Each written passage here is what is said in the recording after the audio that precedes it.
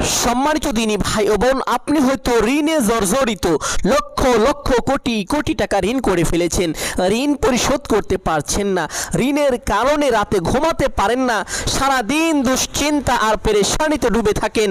সম্মানিত দিনী ভাই ও বোন, সকালে এবং সন্ধ্যায় একটি ছোট্ট দোয়া যদি পাঠ করিতে পারেন, আল্লাহ পাক রব্বুল আলামিন আপনার জন্য গায়েবী সাহায্য পাঠাবেন, আপনার ঋণ অতি দ্রুত পরিশোধ হয়ে যাবে। সম্মানিত দিনী ভাই বোন, এমনও হতে পারে যে ব্যক্তি আপনার কাছে টাকা পাবে বা সম্পদ পাবে, সে আপনাকে ক্ষমা করেও দিতে পারে।